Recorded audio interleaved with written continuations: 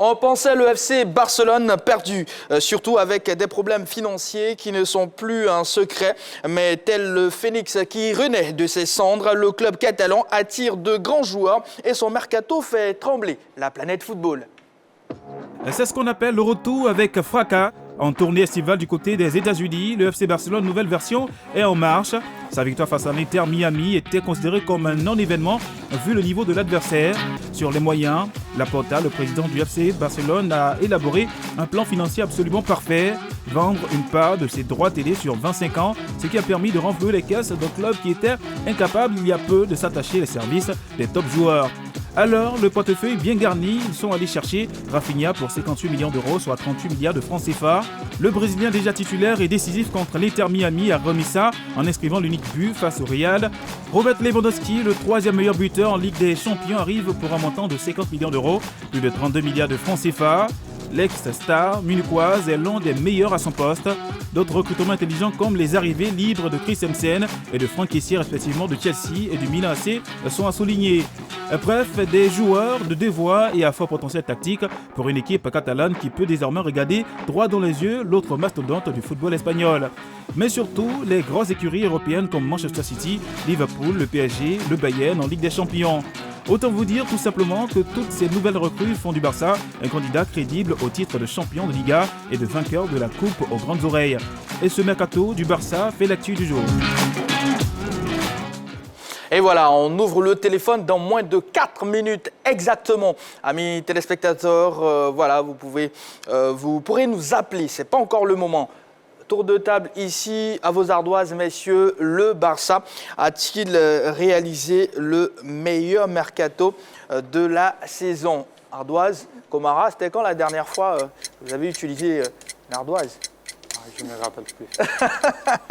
Oui ou non, Komara, à la question LGT. Le Barça, sinon le FC Barcelone, a-t-il réalisé le meilleur mercato de la saison? Komara, on va commencer par vous. On vous attend. Ardoise? Oui. Oui, Oui. D'accord. Jean-Philippe? Vous attendez pour voir, peut-être. Oui pour Roger Stéphane. Komara, à vous l'honneur. Oui, je pense que le Barça a fait un très bon recrutement. L'arrivée déjà de Franck Kessié dans le milieu, Lewandowski devant. Voilà, je pense que l'année passée, ils ont fait une saison un peu... À demi-teinte? Voilà, un peu, voilà. Donc, je pense que cette année, avec les recrutements, les joueurs qui sont arrivés, je pense qu'ils vont faire l'effort de faire plus cette année. D'accord. Le deuxième, oui. Oui, j'ai dit oui parce que bon, ils ont été très actifs quand même sur le marché des transferts. Donc ça déjà, c'est un fait. Le Barça a libéré, je crois, 9 joueurs pour en recruter 7. C'est beaucoup.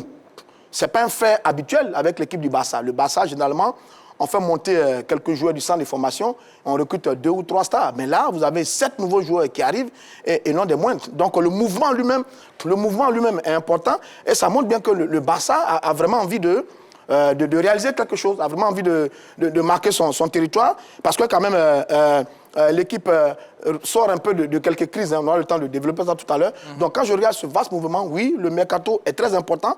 Maintenant, pour l'heure, on est quand même mercato. Est-ce que c'est le meilleur de l'histoire? On ne va pas peut-être s'aventurer à dire ça. Parce que par le passé, ils ont eu Ronaldo, ils ont eu Rivaldo, ils ont eu Thierry Henry, ils ont eu Eto'o, ils ont eu Yaya, ils ont eu tous ces joueurs monstrueux. Donc, ce n'est peut-être pas le meilleur de l'histoire, mais c'est un mercato important parce qu'il y a beaucoup de joueurs qui sont arrivés. Et quand on regarde un peu la carte de visite de ces garçons, oui, il y a quelque chose qui est en train de se passer, qui est en train de se dessiner depuis l'arrivée de Xavi à la tête de cette équipe du Barça. Oui, vraiment, ce mercato est important. Vous avez dit peut-être? Oui, peut-être. Peut-être parce que je pense que le mot bon ne s'y est pas pour le moment. On est en début de saison, nous sommes à l'intersaison, on n'est pas encore entré pleinement dans la saison. Et je pense que moi, j'utiliserais plus le mot complet. Si on me dit que le mercato du Barça est complet, oui, parce que sur l'ensemble, tout simplement, des compartiments de jeu, il y a eu des recrues, ce qui est assez rare au Barça. On a Christensen en défense centrale, on a Kessié en milieu de terrain. Sur les côtés, on a Rafinha et on attaque tout simplement en numéro 9, on a Lewandowski. Donc, c'est complet et il y a cette nouvelle politique du Barça qui vise tout simplement à doubler les postes. C'est-à-dire qu'au niveau offensif, on a plusieurs options avec Ousmane Dembélé, avec Ansu Fati, avec Rafinha, avec Lewandowski. Donc, le Barça a réussi à garder des joueurs clés et a réussi à se renforcer avec d'autres joueurs qui arrivent. Donc, partant de ce fait-là, je pense qu'il est complet, mais c'est encore trop tôt pour dire que c'est le meilleur mercato parce qu'il y a d'autres clubs qui ont fait des choix intelligents. On a Chelsea qui a fait venir Raheem Sterling, c'est pas rien. On a Manchester City qui fait venir Erling Braut Haaland. Ça aussi, c'est intéressant. Donc, on attendra de voir ce que ça va donner sur la pelouse. Donc, pour le moment, je pense qu'on va attendre. D'accord. Jean-Philippe. Moi, j'attends pour voir parce que pour moi, un mercato, il ne s'apprécie qu'à travers les résultats d'une équipe en fin de saison. Au cours d'une saison, il y a beaucoup de choses qui peuvent se passer. Des joueurs peuvent devenir des flops, ils peuvent avoir des blessures, comme ils peuvent également briller. Déjà, dans la pré-saison, on voit certains qui se mettent à leur aise, qui semblent rapidement intégrer assez facilement le style de jeu de Xavi. On a vu notre compatriote qui est encensé depuis son arrivée du côté de la Catalogne, à savoir Franck Kessié. Ben, je pense qu'il y a les rencontres d'avant-saison et il y a la saison en elle-même. Moi, je me rappelle l'année passée, pour parler du grand rival, le Real Madrid, ils avaient joué face à l'Atlético de Madrid. La même compétition aux États-Unis s'était inclinée 7-3. Ça avait fait jaser. Beaucoup de personnes voyaient l'Atlético de Madrid dérouler la saison régulière et pourquoi pas essayer même d'aller remporter la Champions League. On a vu comment ça s'est achevé.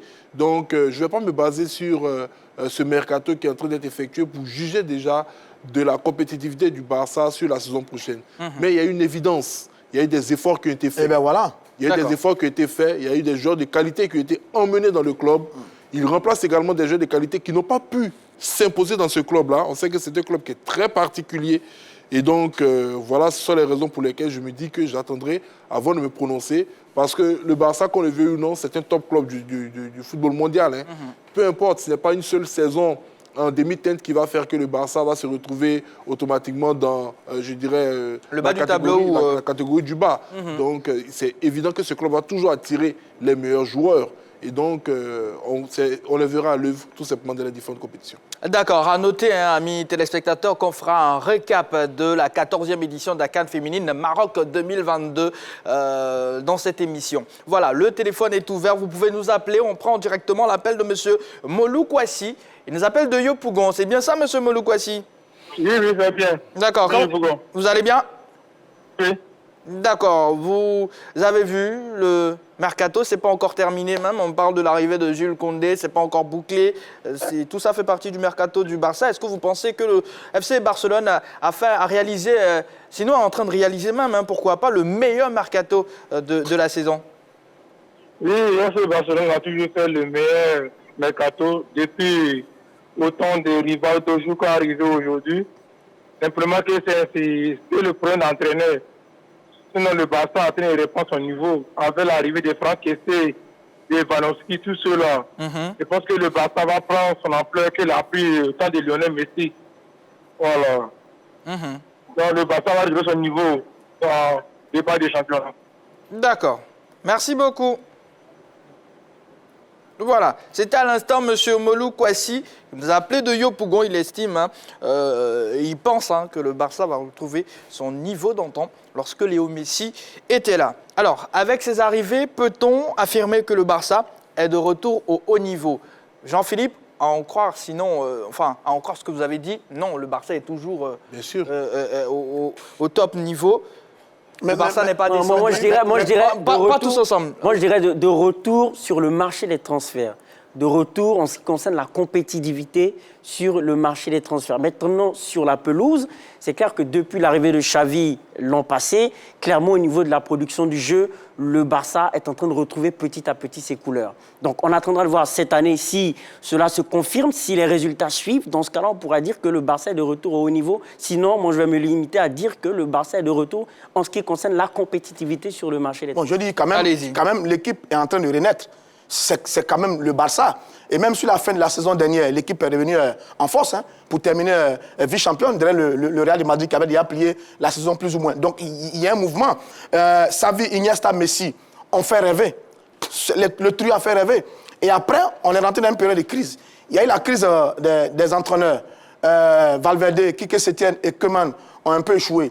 Il y a eu la crise des supporters. Rappelez-vous qu'il n'y a pas longtemps, ils sont allés au Nou Camp pour protester un peu contre les dirigeants. Il y a eu la crise des dirigeants. Bartomeu est parti. Il y a eu une commission qui a été mise en place. Laporta est arrivé. Il y a eu la crise de Lionel Messi qui a voulu partir, qui est parti du club. Il y a eu la crise financière qui est encore là, qui a été réglée plus ou moins avec un petit business sur les images. La vente des droits télé. Donc l'équipe est en train de renaître, l'équipe est en train de sortir un peu de ces différentes crises et le retour d'un fils prodige à la maison qui est Xavi, qui revient reprendre le banc technique du club, ça montre qu'il y a une embellie. Et si vous ajoutez à ça maintenant le recrutement qui a été fait, messieurs, si le Barça ne revient pas au haut niveau, on verra bien. Je suis d'accord avec vous qu'on va attendre la saison. Qu'est-ce que ça va donner? Lewandowski, qu'est-ce que ça va donner? Kessié, ça va donner quoi? Rafinha, ça va donner quoi? Pjanic, ça va donner quoi? On attend de voir. Mais déjà, quand on regarde les signaux et la volonté affichée des dirigeants et plus le banc technique, on a le sentiment que le Barça est en train de renaître. Et si le Barça renaît, eh bien, le haut niveau ne sera pas très loin. J'ai encore à l'image le petit match, le petit classico joué avec le Real de Madrid, où l'équipe a été très très bonne. Ça, c'est très encourageant pour le retour de l'équipe du Barça. D'accord. Nous avons sur la page Facebook de la 3 Kader Rindo qui écrit ceci. Théoriquement, c'est oui, mais de façon pratique, on verra lorsque les vraies choses commenceront. Voilà, c'est son avis. On va prendre l'avis également de monsieur Yao Séraphin qui nous appelle de Sambi. C'est bien cela, je prononce bien? Tambi, c'est Tambi. Tambi, voilà, j'y arrive. C'est dans quel département? C'est à Bondoukou. Ah, Bondoukou. D'accord, c'est bien noté. Merci et bienvenue encore une fois. Réaction par rapport à la question LGT? Bon, moi, je dis non. Ok. Parce Pourquoi? que le Barça, tout le monde sait que c'est une grande équipe en Europe. Voilà. Mais faire le recrutement de ces joueurs-là pour dire que ouais, il fait. Moi, je dis non. Parce que quand je vois Lewandowski un peu âgé. Ok. Bon, l'année passée, Arfinia avec Leeds, vraiment, c'était pas trop ça. Ok. Bon. Mais est-ce que vous avez vu ses débuts depuis qu'il est arrivé avec le Barça? Bon, avant-hier, match amical avec le Real, ouais, sur les réseaux sociaux, on a vu ce qu'il a fait, mais le championnat n'est pas encore commencé. Voilà, on attend de voir, on n'a qu'à attendre le championnat. Quand le championnat va commencer, 5 journées, 3 journées, 4 journées, maintenant, avant de les juger. Pour le moment, moi, je dis non. Ok. C'est mon avis. D'accord. Merci beaucoup, monsieur Yao Séraphin, qui nous a appelé de Tambi. Voilà. Oui, Jean-Baptiste, pour revenir, lorsque vous parlez de retour, il faut dire qu'il y a un retour aussi financier. Que la dette du Barça s'élève à 1,35 milliard d'euros, ce qui est assez énorme. Et Joan Laporta, je pense, a eu l'intelligence, l'ingénieuse idée de revendre les droits TV de la Liga à Sixth Street, une compagnie, une structure d'investissement américaine. Sur 25%. Sur 25 ans? Oui, 25 ans, mais 25% en tout des droits TV ont été vendus. Dans un premier temps, 10% pour à peu près 200 millions d'euros. Et ensuite, 15% pour pouvoir tout simplement renflouer les caisses. Et là, il faut dire que la presse espagnole a parlé pour les 15% de 400 millions d'euros engrangés. Une partie a été utilisée pour éponger cette dette d'1,35 milliard et le reste sera donc tout simplement injecté dans le marché des transferts. Je trouve que c'est assez intelligent au vu du gouffre créé par Bartomeu lorsqu'il est parti. Donc là, je pense qu'il y a une nouvelle politique, il y a une nouvelle dynamique impulsée par Joan Laporta qui l'avait déjà fait lorsque il avait fait son premier mandat au Barça. Il faut dire que là aussi, le Barça était dans un gouffre financier. Il a su relancer le Barça et ça fait tout simplement un second retour gagnant pour lui. D'accord. Komara, le FC Barcelone, c'est un club que vous aimez particulièrement ou vous le voyez comme ça, comme tous les autres clubs? Non, j'aime bien le Barça. J'aime très bien le Barça. Depuis un moment, en Espagne, c'est mon équipe préférée, le Barça. Ah d'accord, c'est bien noté. Là, on a une bonne info, là. Ouais. D'accord. Alors, tout de suite, si on vous faisait une proposition, ça serait quoi la réaction? Comment? Je n'ai pas saisi. Ça serait quoi la réaction si on vous faisait une proposition pour le FC Barcelone tout de suite? Oui, il n'y a pas de souci. Ce sera le troisième Ivoirien. Ouais, c'est formidable. D'accord, allez, pour être un peu plus sérieux encore une fois, sur ce qu'on a pu voir, Jean-Philippe, avec l'Inter Miami et face au Real également, comment vous avez trouvé l'équipe globalement? Voilà. Ce sont des matchs amicaux. Pour le Barça, c'était une formation qui avait déjà joué, je crois, 2 rencontres il y avait l'Inter de Miami, je crois, il y avait le Real qui était, je crois, la deuxième sortie. Pour Il y a un autre match qui est prévu contre la Juventus. Oui, mais pour le Real Madrid, c'était la première sortie. Donc voilà, le Real a aligné pour la première fois tous ses joueurs. Ils se sont privés, puisqu'ils ont laissé au repos le meilleur joueur du club et actuellement le meilleur joueur du monde, Karim Benzema, qui n'a pas pu passer cette rencontre. Il y a eu quand même de l'intensité. Voilà. Et comme on le dit, il n'y a pas de match amical quand ça concerne un classico. Voilà. Et je pense que le FC Barcelone a joué comme le Barça, c'est le faire. Voilà. Conservation de balles, beaucoup d'actions offensives. Mais le Real également a bien réagi pour une équipe qui revenait des vacances. Donc, moi, je le dis, ce n'est pas une rencontre, à mon sens, qui est assez pertinente pour pouvoir juger et jauger de la forme de ces deux formations. Attendons un peu. Le championnat, ce n'est pas vraiment pour très longtemps. Et on commencera à voir véritablement si cette équipe du Barça est totalement guérie. Parce que tout à l'heure, Roger Stéphane le disait, oui, c'est le retour du Barça au niveau. Mais quand on regarde quand même les performances du Barça ces dernières années, ils ont terminé, je crois, 3e du championnat dans la saison passée, 2e la saison passée. N'eût été, je dirais, la mauvaise passe en Champions League qui les a emmenés en Europa League. Quand même, cette équipe du Barça n'a pas été si mal lotie ces dernières saisons. Donc, pour moi, c'est un club qui a toujours su rester au devant de la scène, dans le haut du tableau. Et ce que les gens espèrent, c'est de revoir le Barça jouer les demi-finales, les finales de Champions League. Mais c'est le Barça, hein. Mais mon cher, Barça, c'est le titre, c'est quelque chose qui Ligue des Champions, c'est la finale, hein, depuis même la période Lionel Messi. Donc, est-ce qu'on va se baser sur ça pour dire que c'est une équipe qui est en déliquescence? Je ne le pense pas. Voilà, mais on attendra de voir cette saison si les joueurs qui sont arrivés en termes d'apport, surtout offensif, réussiront à permettre à ce Barça-là, surtout de pouvoir, je ne vais pas dire faire oublier, mais compenser le départ d'un joueur aussi phénoménal qu'est Lionel Messi. D'accord. Monsieur Bobia Beko, Jonas écrit ceci sur la page Facebook de la 3. Le FC Barcelone a réalisé un mercato exceptionnel. C'est son avis, on le respecte. On va retrouver monsieur Novak Bey du côté de Dabou. Bonsoir, monsieur. Tabou, autant pour moi. Oui. Comment vous allez? Je vais très bien. D'accord. Et la journée, ça a été? Ouais, c'est très, très bon. D'accord. Alors, nous avons reçu l'appel de monsieur Molou Kouassi, qui nous a appelé de Yopougon. Et il a estimé, il estime que le Barça a réalisé un bon mercato et que le Barça va retrouver son lustre d'antan, surtout quand Léo Messi était là. Pour moi, il est trop tôt pour dire ça. Ok. Parce qu'un championnat, c'est à peu de 36 à journée. Hein. Donc, ça ne se limite pas à un petit jeu qui va... Non. C'est au cours du jeu qu'on verra si le Barça fait un bon recrutement. Voilà, sinon pour le match, c'est trop tôt. C'est trop tôt de le dire. Trop tôt. D'accord. Un mot quand même sur les joueurs qui sont là. Lewandowski, Rafinha. Ces joueurs qui sont dans la bonne forme. Maintenant, c'est à l'entraîneur de trouver un jeu spécial pour de le mettre dans un bon contexte. Sinon, les joueurs, les noms sont bons. Le football ne se résume pas qu'au nom des joueurs.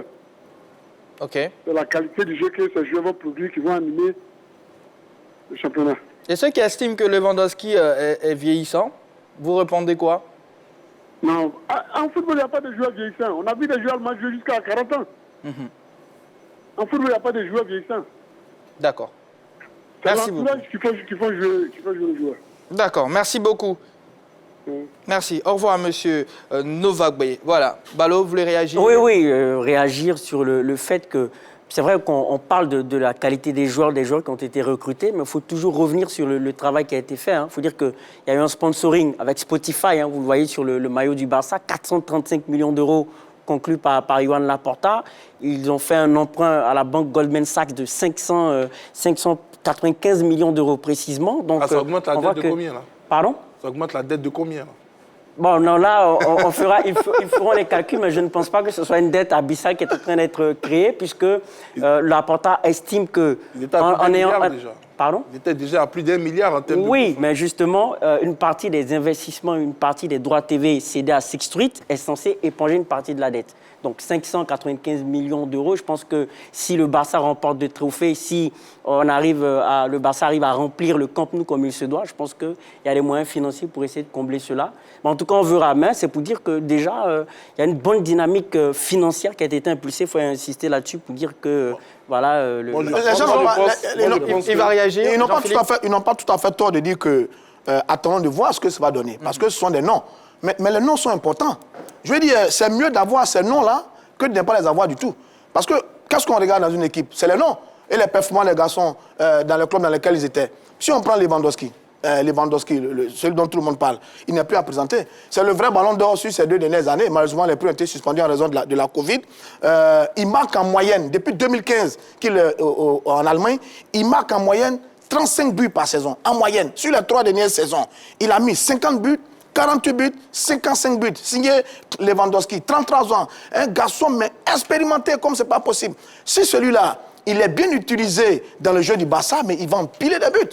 Il va empiler des buts. Donc c'est important d'avoir un tel joueur avec son vécu, avec son expérience, avec sa qualité de finisseur, la surface de réparation. Que là, sur les derniers matchs, il s'est montré un peu à son avantage. Donc les noms déjà sont rassurants. Maintenant, ce n'est pas faux de dire, on a les noms, attendons le début de saison, mais on peut déjà se réjouir d'avoir des joueurs d'autant de qualité. Un Franck Kessié, sur les matchs là qu'on a vus, mais on ne parle que de lui, là, Franck Kessié. Sa capacité rapidement à s'adapter, c'était notre inquiétude, à s'adapter au jeu barcelonais, mais ça montre qu'il y a un mouvement, il y a quelque chose qui bouge, et on ne peut que se réjouir pour le Barça, parce qu'on a envie de voir le Barça revenir au top niveau, comme c'est plutôt le cas sur certaines saisons, parce que le Barça, c'est le Barça. Et quand le Barça fait venir jouer 7 joueurs de grande qualité, on ne peut qu'applaudir.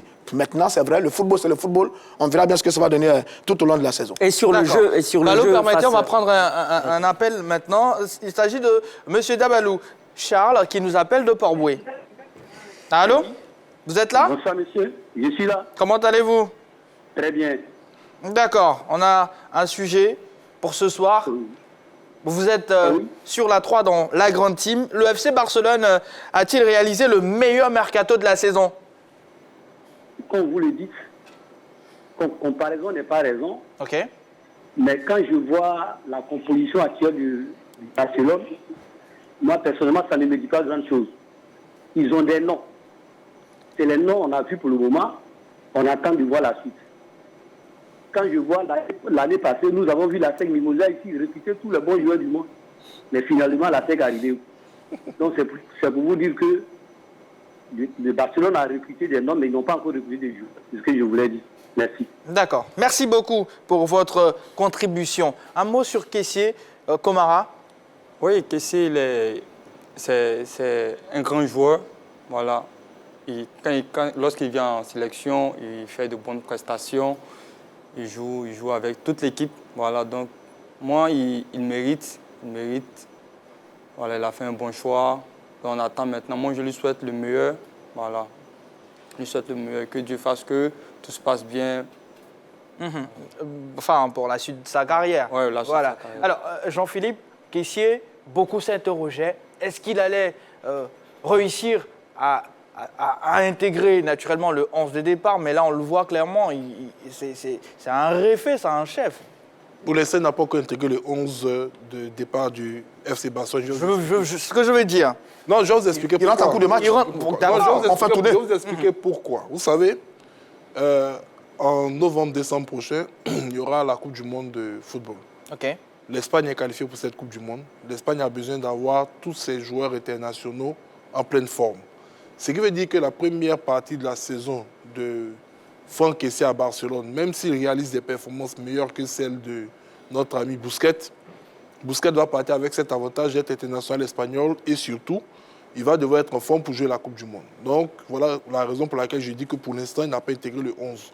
Il va se contenter de certaines rencontres, il va se contenter de certaines minutes de temps de jeu et c'est surtout peut-être après cette Coupe du Monde qui est prévue en décembre que peut-être si Xavi est inspiré et qu'il veut faire jouer la concurrence au niveau de ses joueurs, qu'il pourra faire de Kessié un titulaire peut-être à part entière de son club. Voici le gros risque aujourd'hui quand on court Kessié du côté du FC Barcelone. Donc pour moi, j'espère simplement qu'il aura le moral assez solide, voilà, pour pouvoir supporter cette période. Et ce n'est pas seulement le cas de Kessié. Quand vous prenez Eric Bailly du côté de Manchester United, clairement, c'est vrai qu'on On dit d'Eric Bailly qu'il n'est pas régulier parce qu'il se blesse souvent. Mais quand il joue à chaque fois, on voit qu'il est meilleur à certains défenseurs. Il n'est pas classé parce que ces derniers ont l'avantage d'être dans des sélections qui jouent la Coupe du Monde. Voilà pourquoi souvent on se plaint des résultats de l'équipe nationale avec nos joueurs tels que Franck Kessié. Si Kessié était un mondialiste, là, la question allait être un tout petit peu beaucoup plus différente au niveau de l'esprit de l'entraîneur. En année Coupe du Monde, les auteurs vont privilégier les joueurs qui sont susceptibles d'aller voler avec les sélections, surtout les joueurs cadres, et ça risque d'être un problème pour lui. Donc moi, à ce niveau-là, je pense que c'est le premier point. Le deuxième point concernant son adaptation à son équipe du Barça, je le dis et je le répète, je vais revenir encore là-dessus, nous sommes qu'en phase de pré-saison. Nous ne sommes qu'en phase de pré-saison. Il faut attendre de voir d'abord les premières rencontres du Barça dans sa globalité et de comment Kessié arrive ou arrivera à se fondre face à cette adversité, cette fois-ci qui ne sera pas une adversité de préparation, mais une adversité dans le but d'aller remporter des points, remporter des trophées. C'est très important. Il a déjà su montrer sa grosse capacité dans tous les clubs où il est passé. Atalanta Bergame, Milan AC. Aujourd'hui, on attend qu'il confirme du côté de cette formation du FC Barcelone. On ne doute pas de ses qualités. C'est un garçon qui est formidable. Mais je pense qu'il le sait, il est parti d'un niveau un tout petit peu plus élevé, surtout en termes de concurrence, et il va devoir se battre énormément pour pouvoir, je dirais, s'imposer. Pour terminer, je pense que quand on parlait du mercato du FC Barcelone, quand on regarde les noms des joueurs, à part Lewandowski qui est un joueur de classe mondiale qui n'est plus à présenter, je pense que tous les autres joueurs, que ce soit Franck Kessié, Christiansen, Rafinha, ce sont des joueurs de devoir.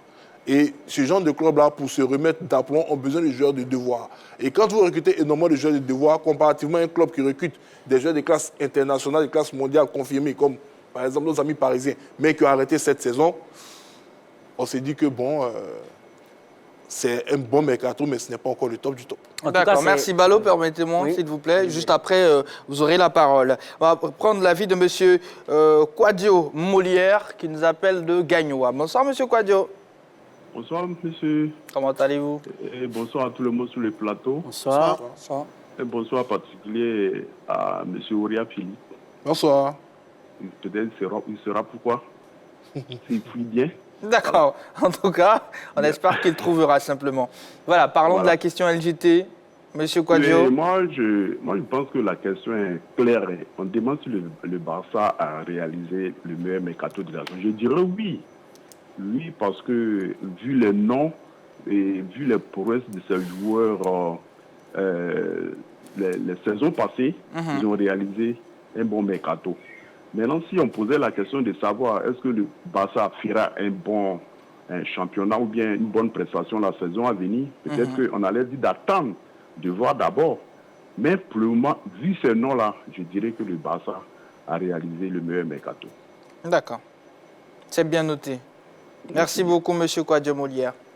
Voilà, Balo pour terminer. Oui, je voulais parler de Franck Kessié. Je pense que ses prestations sont encourageantes en termes de détermination, de volonté. On sent que voilà, il s'y met, il y a beaucoup d'implications. Il se projette vite vers l'avant. Lorsqu'on regarde le match face au Real Madrid, il s'est même procuré une occasion. Donc je pense qu'il envoie déjà de bons signaux. Mais là où je suis d'accord avec Jean-Philippe, c'est que Xavi envoie un indicateur clair.